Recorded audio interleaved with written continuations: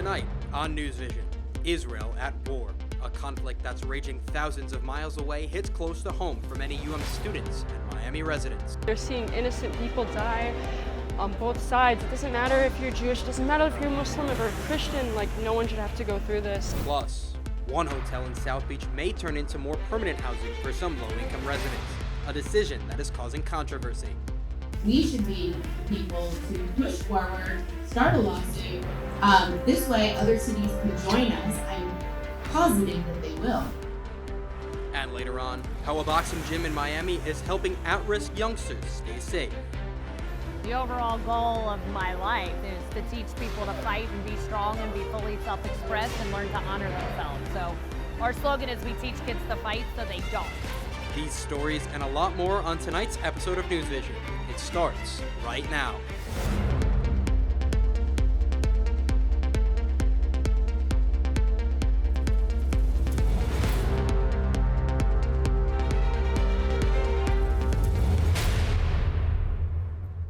Good evening and welcome to NewsVision. I'm Regina Potenza. And I'm Andrew Klein. Thank you for joining us. Our top story tonight is the war in Israel. We have team coverage and reactions as the Miami community and the world responds. Hamas murdered hundreds of Israelis, men, women, and children. Israel is at war. But though Israel didn't start this war, Israel will finish it. For almost 2 weeks now, Israel and Hamas have been at war, with both sides seeing casualties up in the thousands. Joining us now is Harvey Duplock with an update on how the conflict has progressed. More than 4,000 dead, at least 15,000 injured, and some 1.5 million civilians displaced after 12 days of war between Israel and the Palestinian militant group Hamas. The conflict began on October 7th when Hamas launched over 2,000 rockets into Israel and invaded the Jewish nation. What followed has been described as a nightmare. Hamas gunmen went door to door in Israel, killing hundreds of soldiers and civilians, including women and children, and taking hundreds more hostage. It was animal slaughter. It's like they take all the animals to one place and shoot them all. Less than 24 hours after the terrorist attacks, Israel declared war on Hamas, launching numerous airstrikes on the Gaza Strip, with the Israeli defense minister saying, quote, "What was in Gaza will no longer be." The current conflict began in 1948 with the founding of Israel. The Jewish state is surrounded by Arab countries that have at times opposed its existence. Now, terrorist groups like Hezbollah and Hamas continue to attack Israel and oppose the Oslo Accords, which is a decades-old peace treaty between Israel and the Palestine Liberation Organization. The ongoing war is between Israel and Hamas, not Israel and the Palestinians. Hamas members live in Gaza, so Israel's response will lead to collateral damage. Can't lose sight of the fact that the overwhelming majority of Palestinians had nothing to do with Hamas. They're suffering as a result as well. Israel initiated a complete blockade of supplies entering Gaza, cutting off all water, power and food entering the area. It then ordered the evacuation of over 1 million Palestinians living in northern Gaza, forcing them to flee south as Israel prepares to launch a ground invasion in the coming days.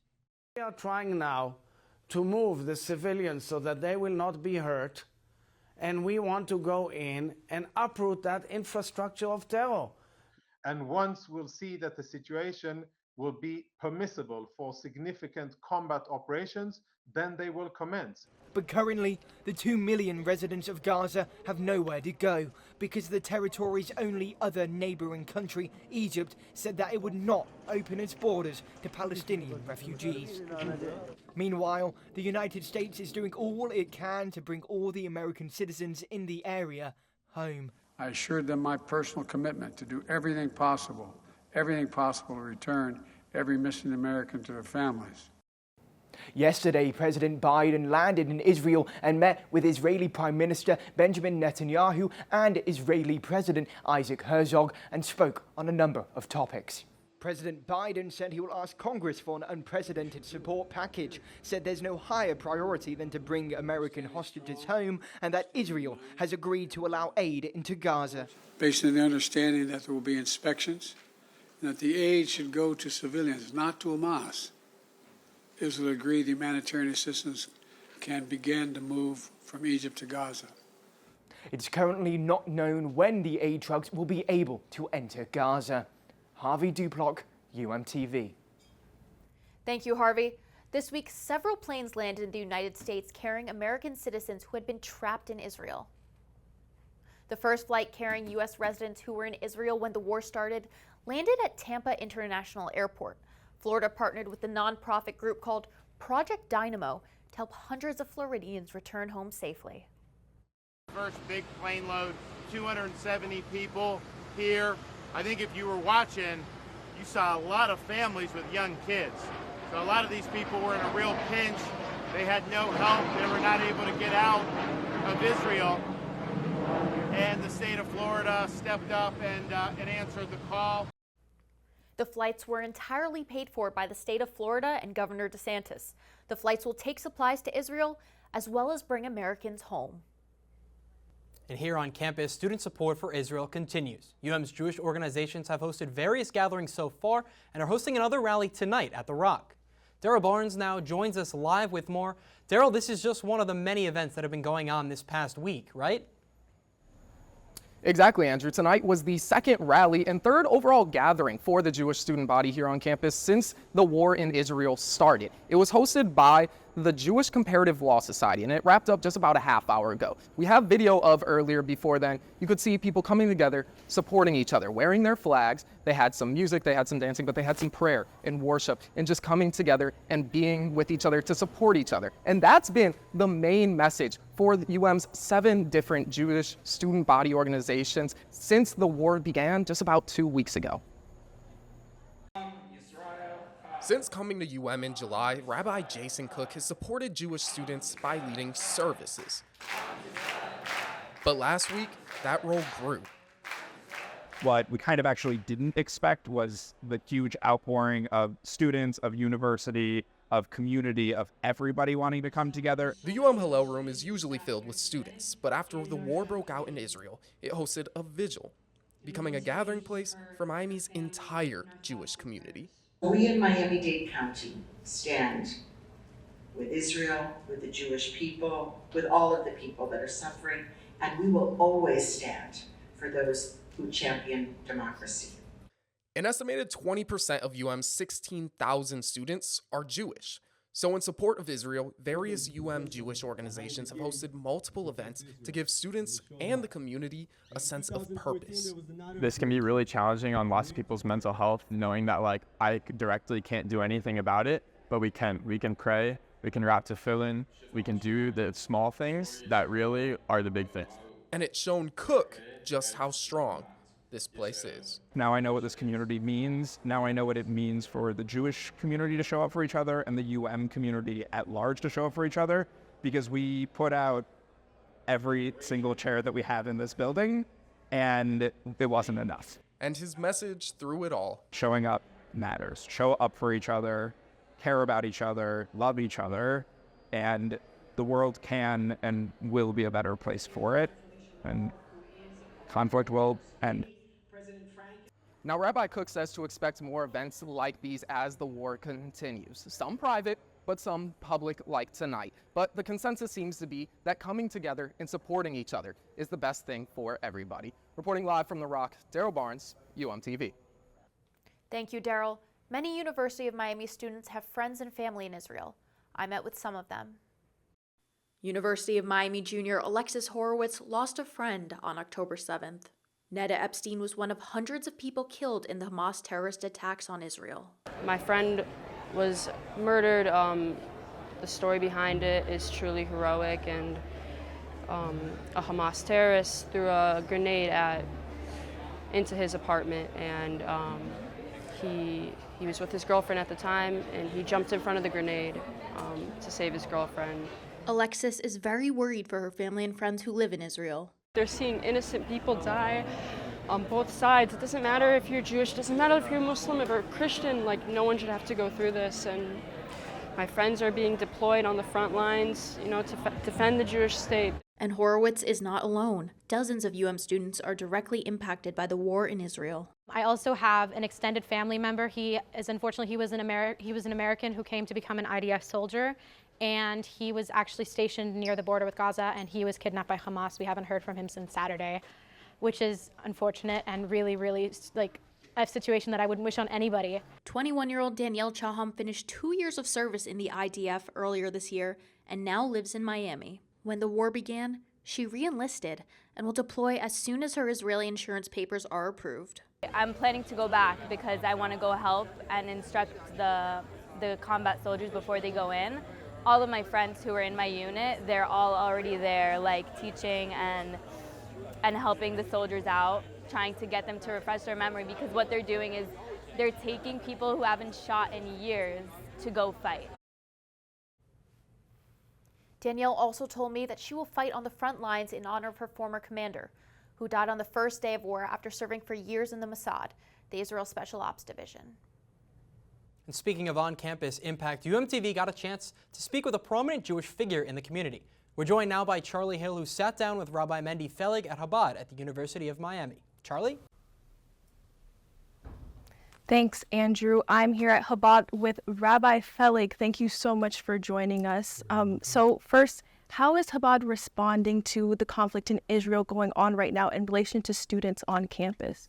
So really, I would say the best way Chabad can support the students is personally helping them with a shoulder to cry on or an ear to listen, as well as helping them in their activism to make sure it's the right kind of activism. At times like this, there's a lot of rage, there's a lot of anger, a lot of emotions. And the main thing is we want to make sure that while we get to express our support, we're doing it in a way that's helpful and in a way that doesn't harm other communities. We want to make sure that everybody is supported in a way that works. How are you feeling right now about the community? The university has been very supportive from day one. President Frank, I thought, sent out a really good statement that really addressed a lot of the issues in an appropriate way. Dr. Whiteley and Dean Holmes have been extremely helpful, as well as many of the other administrators have reached out to offer support, and it's unwavering. But I am very proud of the university. I'm very proud to say that I spend my time every day here with the students and the faculty and administration at the University of Miami. Right. Thank you so much, Rabbi Felig, for speaking with us today. Thank you, Charlie. During difficult times, it is inspiring to see how the community comes together, even when the conflict is more than 6,000 miles away. Over the past 10 days, the Miami community has gathered at various places to show their support for Israel. One rally took place at the Holocaust Memorial in Miami Beach. I think it's a terrible thing that's happening. I'm so sad about all the things that Israel is going through. It can't happen. People cannot just kill, especially children.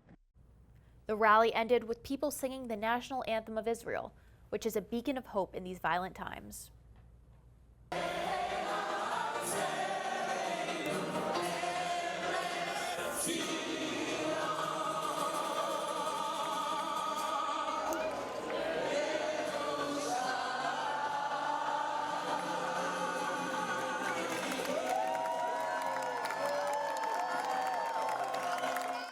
Palestinian demonstrators have also taken to the streets to protest the Israeli occupation and the war in Gaza.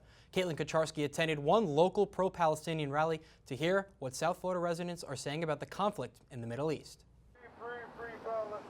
Free, free, free Palestine. Clinical operations consultant Mohammed Al-Jarmeh lives in Miami, but his heart belongs to the land of the Palestinians in the Middle East. Mohammed joined dozens of protesters in Hollywood Beach, Florida on Sunday, October 15th to voice support for the Palestinian people in the war that Israel launched on the militant Palestinian organization Hamas. We would like for the Palestinian cause to be heard by Western democracies, which have been very, very biased toward the state of Israel. More than 50 people came together to demand an end to the Israeli occupation and the killing of civilians in the Gaza Strip. Palestinians just want peace. Palestinians don't have the power that Israel has. All we can do is use our voices and protest. Many pro-Palestinian protesters say they feel betrayed by the United States. When Blinken went to Israel on the second day of the attack, he said, "I came here as a Jew," meaning he is advocating for a religious war. Most cars driving past honked in support, but some slowed down, fully stopped, and their passengers shouted profanities at the demonstrators. And that was not the only confrontation. A small group of Israeli supporters also staged their counter-protest across the street. This is a pleasure for us to oppose the Islamic Nazis across the street. Pro-Palestinian demonstrators continuously chanted, "From the river to the sea! From the river to the sea! Palestine will be free!" which led pro-Israeli protesters across the street to shout back, "Kill the baby killers! Kill Hamas!" Since the war began more than a week ago, thousands of Israelis and Palestinians have been killed. But while the groups hold strongly opposing views, both want to see the fighting and bloodshed to end. God bless the Jewish people, and God bless the Jewish survivors of the Holocaust, and God bless everybody else who's fighting this insanity. If you're a person who is close to God and you have a heart for humanity, you should care to learn about both sides and which makes more sense to you. Katelyn Kucharski, UMTV. Time for a short break now, but when NewsVision returns, we'll tell you why one historic South Beach hotel is in the middle of a controversy. This and a lot more coming up. Stay with us.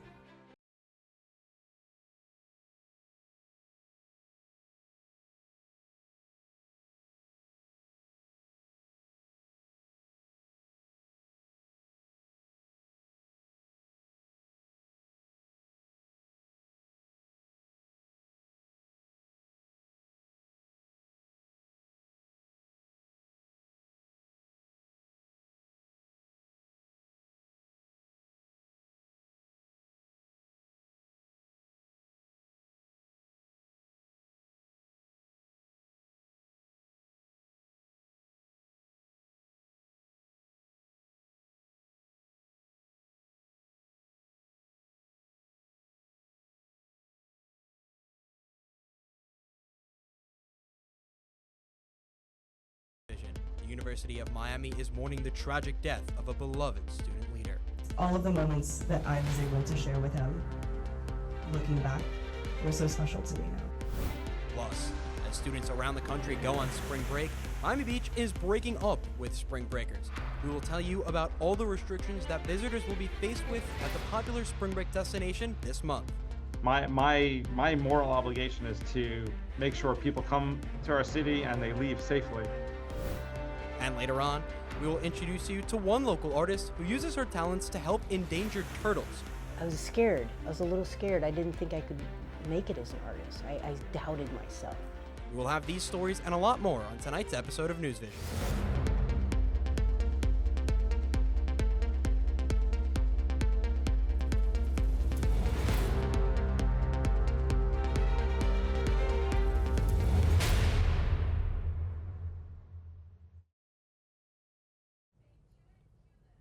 Good evening and welcome to this week's edition of NewsVision. I'm Gracie Palmer. And I'm Ben Freeman. Thank you for joining us. Breaking news tonight, a murder-suicide has taken place at Red Road Commons apartments right outside campus. Police activity was reported earlier this afternoon outside of the popular off-campus housing, and it has now been confirmed that a domestic dispute turned deadly. A man in his 60s and a woman in her 50s are reported to be the victims. The University of Miami community is mourning the loss of one of our own. A senior student was killed on his commute to campus on Monday. Daryl Barnes is live from the scene of the accident with the details and the reactions from the UM community. Daryl, what do we know?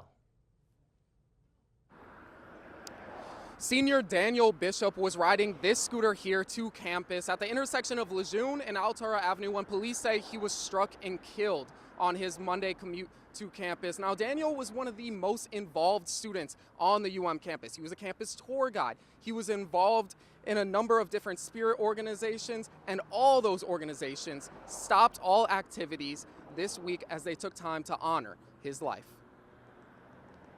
And I think the only word that can actually be used to describe Daniel is extraordinary. University of Miami students are heartbroken over the loss of senior Daniel Bishop. Students received the news in an email from Dr. Pat Whiteley early Tuesday morning, and they held a candlelight vigil later that night to honor and remember him. Don't know I'm gonna live without you, Dad, because I think you brought a light to our lives that I don't think any one of us will ever get again, and I really hope and wish you may rest in peace. Students also hosted a celebration of life earlier today. All of the moments that I was able to share with him, looking back, were so special to me now. The events were attended by hundreds of students who worked with Bishop and felt his impact daily.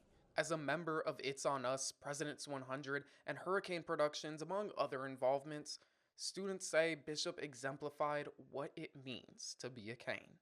He was an amazing leader, and his legacy, everything he did, everything he stood for, it will never be forgotten.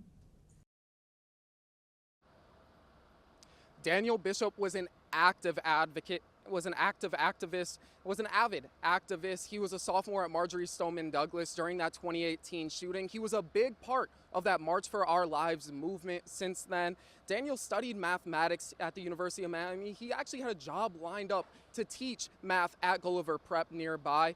His service will be tomorrow. The university will provide shuttles to that service at 11:15 a.m. and also a shuttle to the funeral at 4:30 in the afternoon. Live from Coral Gables, Daryl Barnes, UMTV. Thanks, Daryl. Our thoughts and prayers are with Daniel's family. The University of Miami Sylvester Comprehensive Cancer Center has announced it is building a new facility thanks to a donation of $50 million. The donor is Kenneth Griffin, who is one of the country's leading philanthropists dedicated to driving progress in science and medicine. A brand new 12-story building will be built in his name. It will double Sylvester's research footprint, enhance care for patients, accelerate efforts to develop new therapies, and expand access to clinical trials. The facility is scheduled to open next year. The University of Florida is eliminating all positions related to diversity, equity, and inclusion. This follows the new Florida Board of Governors regulations that ban expenses related to DEI. In May of 2023, Florida Governor Ron DeSantis decided to defund DEI programs at state universities and colleges. At the time, he called them, quote, distraction from the core mission. In total, 13 full-time positions were eliminated from the University of Florida, and 15 people had their administration appointments ended. The ban on federal and state funding for DEI programs in Florida does not affect the University of Miami, which is a private institution. Black students make up about 10% of the student body here at UM, and they have access to lots of organizations that support them. Daryl Creary attended one club's event last night that highlights and celebrates Black culture here on campus. Hairology is the name of an organization on the UM campus dedicated to educating students about textured hair care. It hosted its annual showcase in the Shalala Ballrooms yesterday. The themes of the night took participants through history, from ancient Egypt to Afrofuturism. I really think that it means that they are very creative individuals and that they can make things work with whatever they have.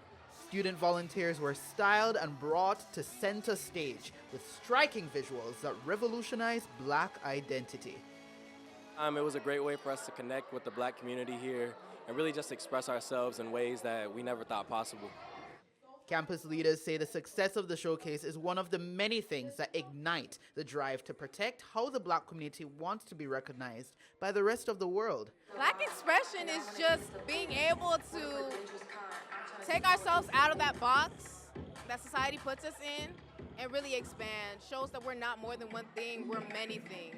And that's limitless. We should be able to exist in any space who we are, in the way that we are freely, with our hair and with our bodies and who we are. So if the school were to put something like that into place where we can't wear our hair out in the way that it grows from the roots of our head, I would definitely be against that. Reporting for UMTV, I'm Daryl Creary.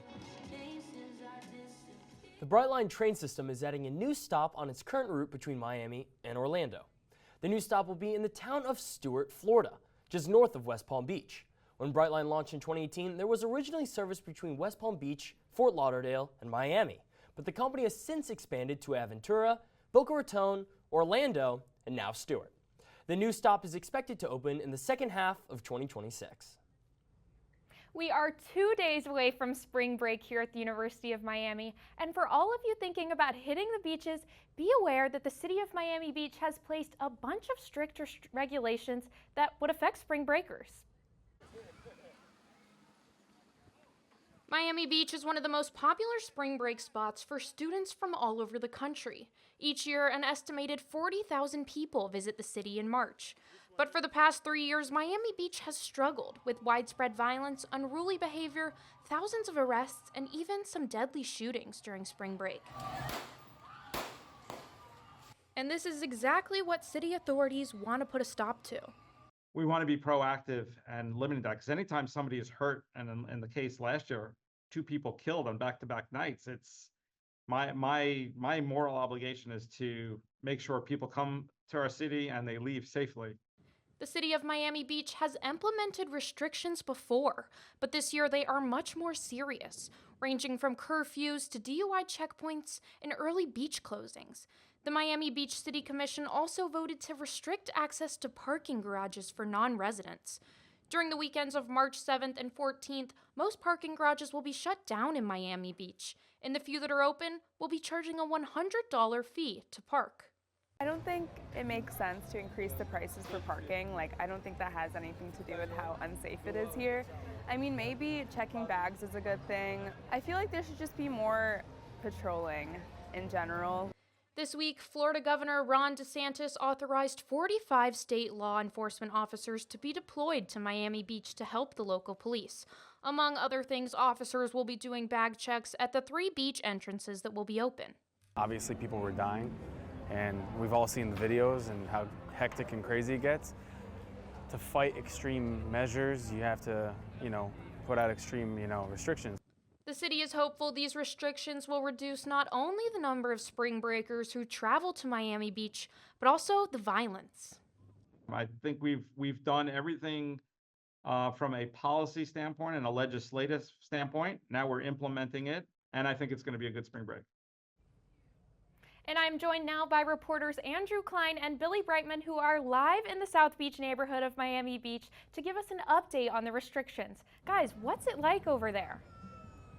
Well, Gracie, things are going to look a lot different this year for spring break. There's an increased police presence here in Miami Beach because last year there were 2 deaths and over 500 arrests. So now the city is cracking down on spring breakers. That's right, Andrew. And on top of all these restrictions, the city actually put out a video PSA earlier this week. Take a look. Hey, we need to talk. This isn't working anymore. And it's not us, it's you. We just want different things. Our idea of a good time is relaxing on the beach. Hitting up a spa. Or checking out a new restaurant. You just want to get drunk in public and ignore laws. Do you even remember what happened last March?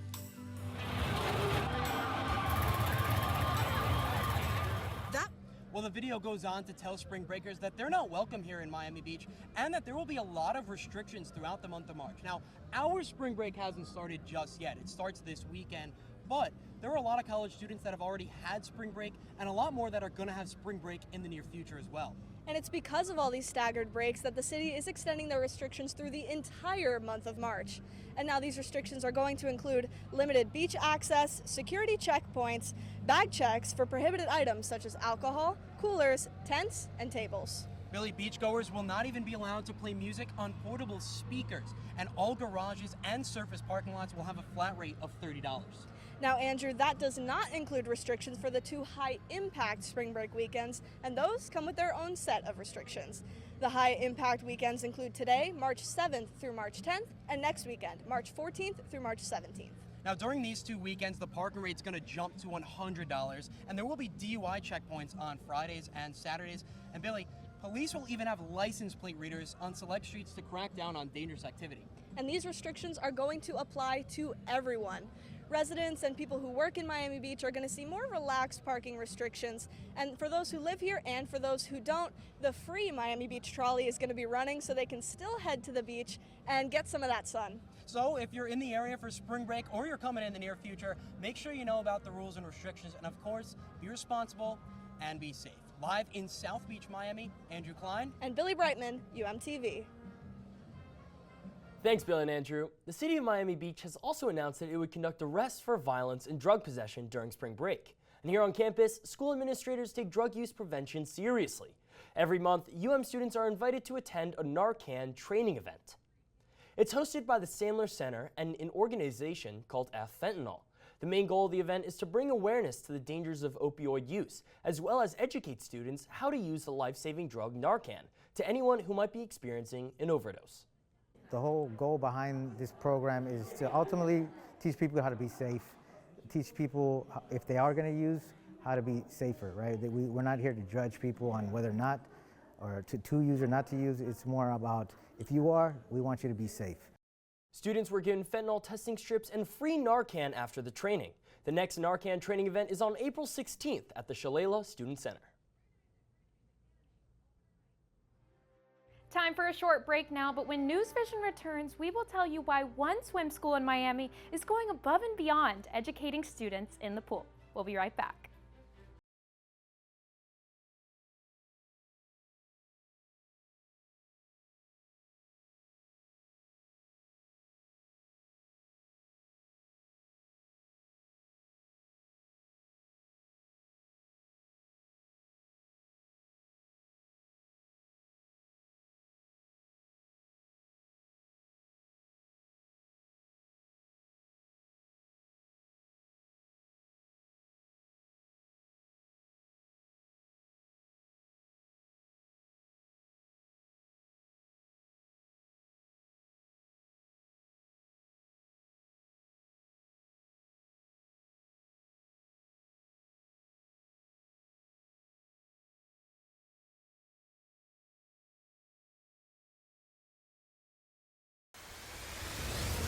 Tonight on NewsVision, a controversial figure visits campus leading to uproar. We will tell you who it was and what happened.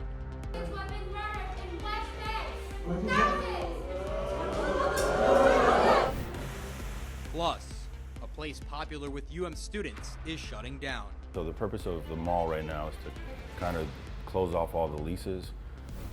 And later on, one of the most popular parking lots at the University of Miami had a much-needed facelift. Parking just to get in the spot is like a chore because the lanes are so skinny. These stories and a lot more on tonight's episode of NewsVision. It starts right now.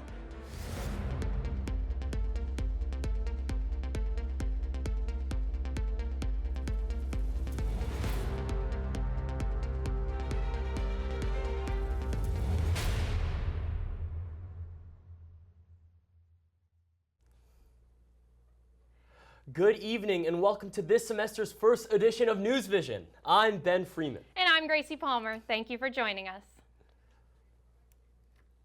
Last night, a controversial figure visited campus to discuss the ongoing war in the Middle East. However, not everyone was pleased. Last night, a UM organization called Students Supporting Israel made history with the most students attending their latest event. More than 160 students gathered at the Donna Shalala Center to see and hear a conversation in support of Israel, with a panel that included world-renowned lawyer and former Harvard professor Alan Dershowitz.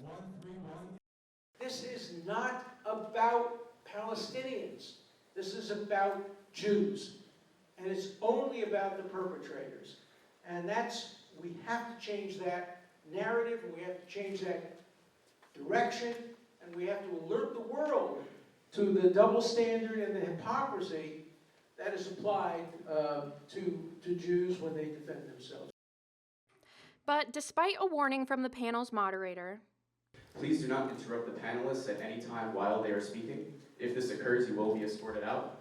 this did not stop some students who are members of the organization called Canes Supporting Palestine from voicing their opinion.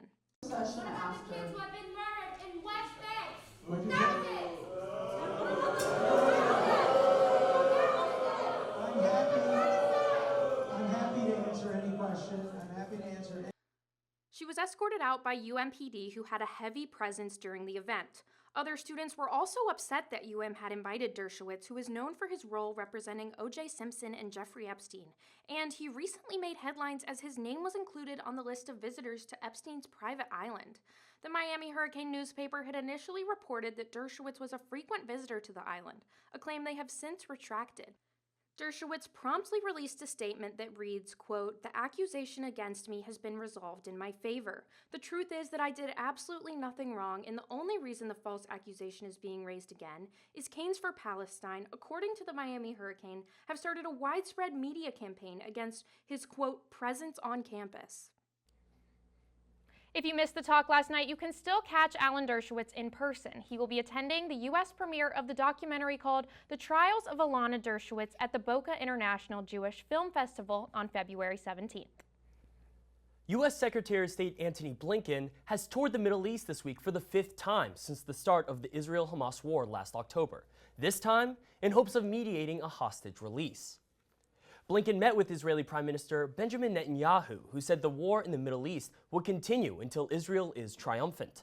The Israeli Prime Minister turned down Hamas's proposed ceasefire plan that would unfold over 4.5 months. In this plan, Hamas agreed to release the roughly 100 Israeli hostages if Israel agrees to free hundreds of Palestinians imprisoned in Israel.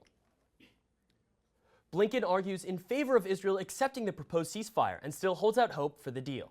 Blinken is strongly advocating for a ceasefire after the death toll of U.S. citizens in the Israel-Hamas war has reached 22, with 17 more U.S. citizens in the Middle East still missing. King Charles III of England has been diagnosed with cancer. Buckingham Palace broke the news after Charles underwent a prostate procedure over a week ago. The type of cancer has not been specified, but it was revealed to not be prostate cancer. The diagnosis came as a shock to the world and put a spotlight on Prince William, who is next in line of succession for the English crown. William and other senior royals will take on some of Charles' engagements as he undergoes cancer treatment. At least 9 people have been confirmed dead after 4 days of heavy rain in Southern California. The rain came from an atmospheric river storm, leading to deadly mudslides and flooding. This was the second highest consecutive 3-day total of rainfall since 1877. Student meteorologist Quinn Davidson is at the weather studio with more details. Quinn? Yeah, Gracie, it was quite the super soaker across Southern California. In fact, UCLA recorded 12.46 inches of rain in a 24-hour period on February 5th, which absolutely shatters the record of 6.3 back in 1991, essentially doubling that.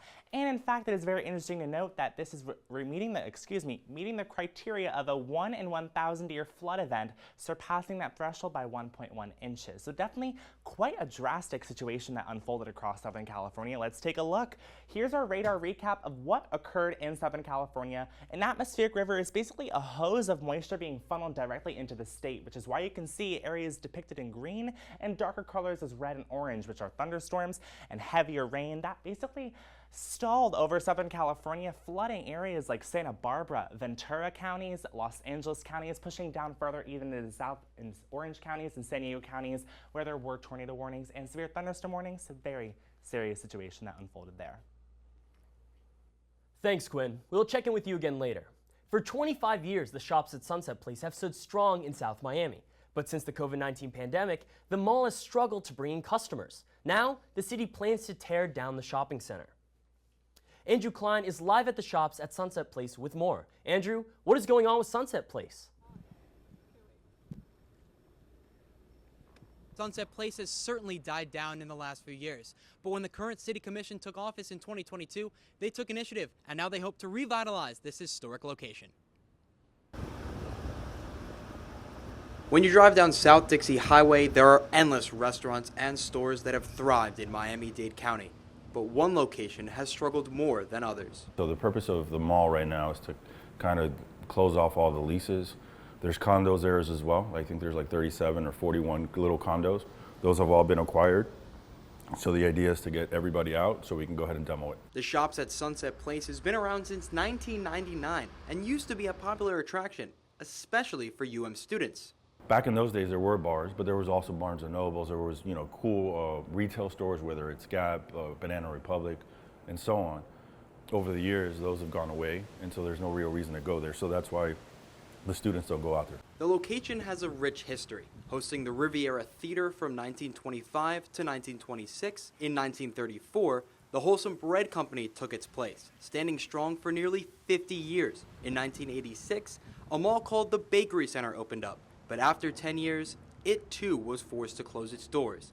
The Sunset Place Mall here in South Miami was once a hustling and bustling environment filled with students and local residents. But as you can see, it's become a ghost town. There's no foot traffic in there. There's no people that live around there. There's no condos. There's no hotels. So there's only has to, that location is a destination, and there's no reason to go there right now. I've noticed like stores have opened for a bit, but like after 6 months or a year after the first lease expires, they move because there's not enough business. In the coming months, the mall will be torn down, and the city of South Miami has big plans for the location. We envision in the city of South Miami something very different, generational changes. So you'll see a little bit of height, a little more density in the area where the students can live there. There'll be a cool mall, there'll be a hotel. I think that the residents will love the ability to have different options for restaurants, for food, walkability. It would be nicer to hang out, not have to go to Merritt or anything like that. So what's to come of this historic South Miami location? Well, Commissioner Kaye told me that English designer Thomas Heatherwick, who worked on the vessel in New York City, among other projects, is set to design a new city center in a process that will take up to 2 years. Reporting live in South Miami, Andrew Klein, UMTV. Thanks, Andrew. Time for a quick break, but when we return, an illegal parking lot on campus that's been causing headaches and collisions for many years has a new facelift. We'll have details after the break.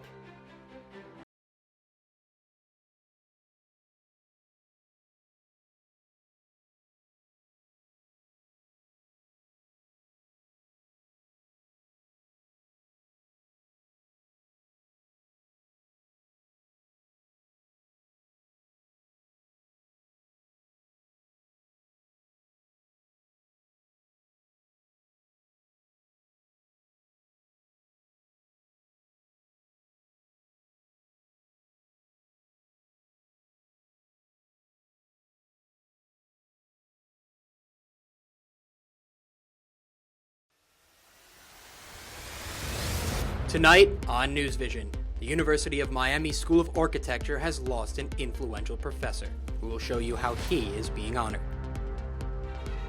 That through us and through all his students, that we could keep his legacy going.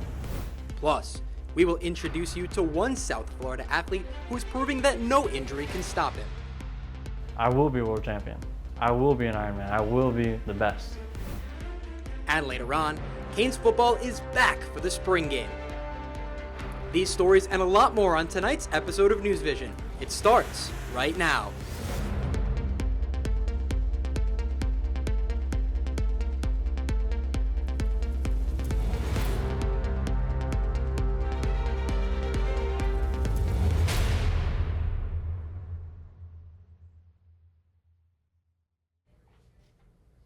Good evening and welcome to this week's edition of NewsVision. I'm Manny Nacarado. And I'm Regina Potenza. Thank you for joining us. The University of Miami community is mourning the loss of renowned architect and esteemed professor Teofilo Victoria, who passed away last week. Professor Victoria taught at UM in various roles since 1986. His close friend and colleague Oscar Carrera has stepped in to take over Victoria's classes. Carrera says Victoria, who often led summer trips abroad and made unique connections with each student, will be missed dearly. I think that the future generations are going to miss, of students are going to miss the one-on-one interaction that with him that we all enjoyed and we all learned from. But hopefully that through us and through all his students, that we could keep his legacy going. The university held a ceremony asking friends and students to write letters to Professor Victoria's family. He served UM in different roles during his tenure, including Architect Associate Professor, along with undergraduate and graduate program director. Professor Victoria was 70 years old. Former Florida Governor and U.S. Senator Bob Graham, known for his commitment to public service, died on Tuesday. Graham dedicated his life to public service as he represented Florida for almost 4 decades. He worked in nearly every branch of government throughout his 10-year career, starting in the Senate legislature, graduating to the governorship, and ending up in the U.S. Senate. Graham is most known for co-chairing the congressional investigation into the September 11th attacks on the World Trade Center in 2001. He was 87 years old. When times are tough, music is often a go-to outlet for people to help soothe, calm, and make them feel better. Shay McDonald is here in studio with a story about volunteers who use music to help others heal. Shay? People say music can heal the soul, and it often has the ability to make a day better even when things might be tough. I got a chance to talk with some volunteer musicians who use music to make a hospital stay a whole lot better. For Miami artist Brian Del Toro, playing music is not just a hobby and way to pass the time, it's also a way to heal the soul. The reason that we focus on music is because of the studies that have shown how music helps with the emotional and mental toll that being in a hospital and being sick can take on a person. Brian's part of a group called Musicians on Call, whose members volunteer to play music for sick people in hospitals across America. The group offers streaming and virtual concerts for patients as well as in-person performances right at people's bedside. And for the past quarter century, they've spread one message. You're just trying to bring a little hope, a little joy, a little emotional healing to a patient's day. Studies show that music can indeed have positive effects on people's brains that help ease symptoms of various diseases. And while music doesn't have the power to completely cure, Brian's seen firsthand to give patients the strength to fight back. And I've seen somebody with Parkinson's stop shaking. I've seen families find a little glimmer of joy. I've seen people with Alzheimer's remember the lyrics to a song who were nonverbal just moments before. And those concerts not only affect the patients, but the volunteers as well. It's made me a better person. It's made me more sympathetic. It's made me more understanding. It's matured me in an emotional sense. Musicians on Call has done more for me than I think I've been able to do for the program in the last 13, 14 years. All right, 'cause I'm yours. Musicians on Call is expanding their programs in Miami and is looking for volunteer performers and guides to continue their mission to help people heal through music. For UMTV, I'm Shay McDonald. Thank you, Shay. And here on campus, one UM student organization has come together to make cards for hospitalized children. For most students, the University of Miami's American Red Cross organization is a good way to get involved in the medical and philanthropic community. It has been helping the South Florida community since 2021 by going to homeless shelters, organizing blood drives, and writing cards for children undergoing medical treatments in hospitals. They're sent to kids of all different kinds of experiences, whether that's being in the hospital for a few days for a scary procedure, or somebody who's been in the hospital for their whole life and just supposed to provide people with a sense of relief in some way, just a little reminder that people are thinking of them. The Red Cross organization teams up with Letters of Love, which is a nonprofit organization that sends letters to children's hospitals nationwide. Another UM organization is hosting an art exhibit on campus that brings creativity and culture into one place. Lead reporter Billy Brightman is live outside the Lakeside Expo Center campus where this art installation is being displayed. Billy, what's happening there? A UM student organization called Black Creatives Collective partnered with production company World of Phoenix to bring all expressions of creativity to one place. The exhibit is called Exusions, a play on words that means they care deeply about the stories that are going to be shared by their featured artists tonight. It started at 6 p.m. with a music and cocktail hour featuring performances to get everybody ready for the main event. Speaking of which, I'm outside right now because the main event started previously at 7 p.m., and that is the art exhibit. The art viewing shows 8 artists from the University of Miami and the local Miami area with roots from all over the world, and they are bringing art in all mediums. Kayan Henry is presenting a photographic series that she says aims to embody the spirit of Caribbean magic and a being that doesn't conform to society's standards. Nyasha Nyoni is presenting a short film that is a visual representation of her evolving identity and what it means to be who she is. These are just 2 examples of the amazing artists and stories that are going to be shared tonight, and while the main viewing is going on right now, the event itself will go until 9 p.m., so you have plenty of time to come check it out. Live outside the Lakeside Expo Center, Billy Brightman, UMTV. Thank you, Billy. And another exhibition on campus brings together art and science. The Climate Change Expo is showcasing a grim reality about the state of our oceans. The Low Art Museum held a coral reef restoration exhibit last night. It featured glass models of coral bleaching and encouraged attendees to take a closer look. Some UM professors spoke about local restoration projects led by the university to heal coral reefs. The expo gave scientists a new way to get their research seen by presenting climate change in a visual way. Objects out of the water up here for us to see and explore and understand and study and make a connection between what's under the water and what's above the water. The Low plans a new glass-blown exhibit soon, and students that double major in art and science are encouraged to submit their research to be turned into art, similar to the climate exhibit. And Regina, I think that's really awesome that students are able to turn their research into a piece of art. What a unique way to do it, and especially bring awareness about the oceans. Well, speaking of ocean, it is time to check in with Quinn Davidson on the weather forecast for this week. Quinn, is it getting warmer or is it just me? Manny, I swear you are not going crazy. Temperatures have been on the increase the past few days. And right now across South Florida, who isn't 79 degrees? That is Fort Lauderdale there at 81 degrees. Everyone else sitting at 79, very comfortable for this time of year.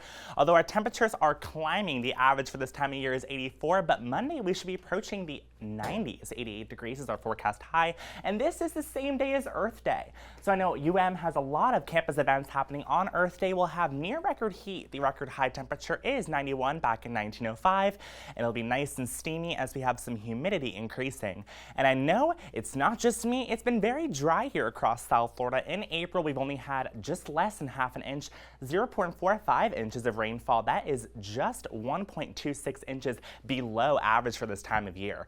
So any rain in the forecast, the closest we'll get is next Wednesday, unfortunately remaining very dry for the next 7 days. Back to you. Thank you, Quinn. And Miami is not the only place feeling the heat. Australia is also suffering from severe heat waves that are causing some damage. According to Australia's Reef Authority, the Great Barrier Reef have suffered its highest heat stress on record. Experts call it one of the most serious and extensive coral bleached records in recorded history, but it's too soon to tell the full impact. In the meantime, scientists are using a new type of drone and artificial intelligence to determine the extent of the reef damage caused by climate change.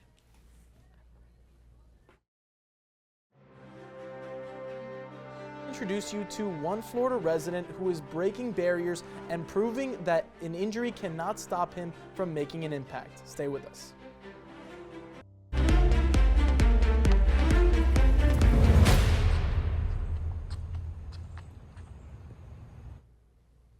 Florida now has a new law limiting the number of banned school books that residents are allowed to challenge. Starting on July 1st, people without children in a school district can only file one complaint per month. Republican Governor Ron DeSantis signed this bill into law on Tuesday in Jacksonville, where he had said some school districts may have gone too far in removing some titles.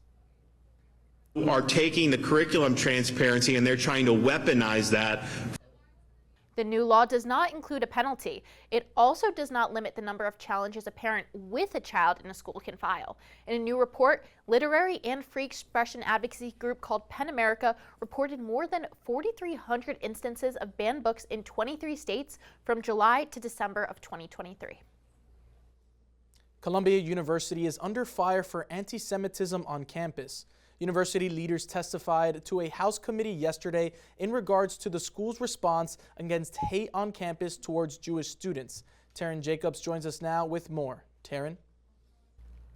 Today, New York police arrested more than 100 pro-Palestinian protesters at Columbia University. Pro-Palestinian students, faculty, and others set up tents, signs, and a rally.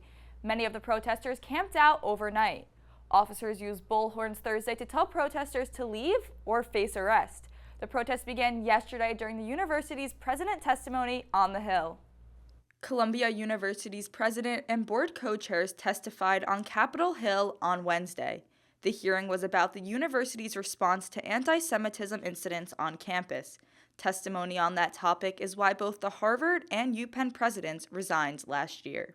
Does calling for the genocide of Jews violate Harvard's rules of bullying and harassment, yes or no?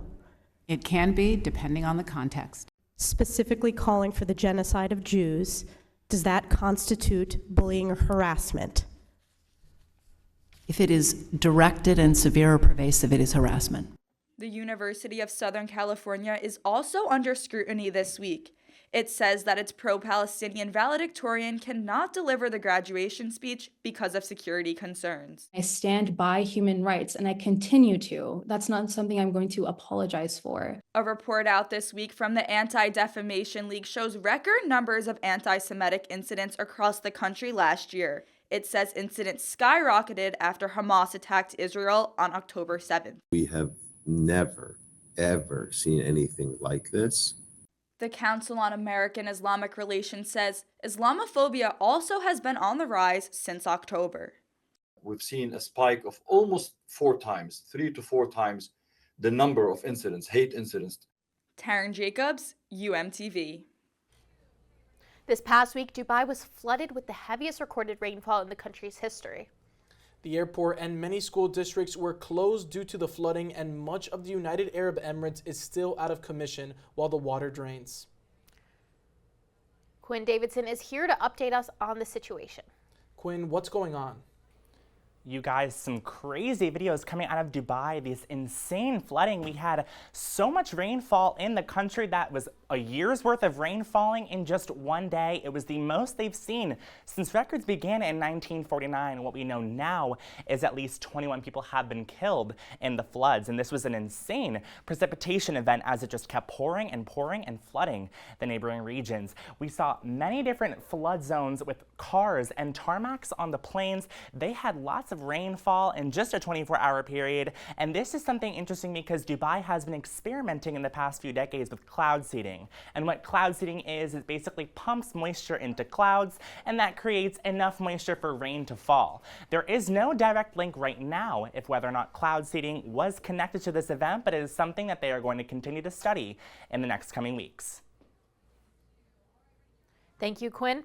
Florida has the highest annual average of motorcycle accidents in the country, according to the National Safety Council. In 2022, almost 670 people died in the Sunshine State after being involved in a motorcycle accident. But one young Miami native actually credits such an event with saving his life. Every single thing that I went through was on purpose. The year after 21-year-old John Marquez graduated high school, he was bartending on Miami Beach, living with friends, and partying every night. His life turned into what some might have called a nightmare when he was in a motorcycle accident in February 2023 that left him paralyzed from the chest down. Everything that I'm doing now is pretty much new to me. I feel like everybody saw it as something much bigger than I did. I've never shed a tear from the day of my accident, like never. And to see everybody like so emotional about it, I was like lost because I didn't understand it at all. While John was in recovery, he came to the realization that his injury may have been an opportunity to change his life. My entire life was money and girls. That was it. I would do nothing all day. I would just kind of like chill and like watch movies, whatever. And then right before I fell asleep, I hated my life, like hated it.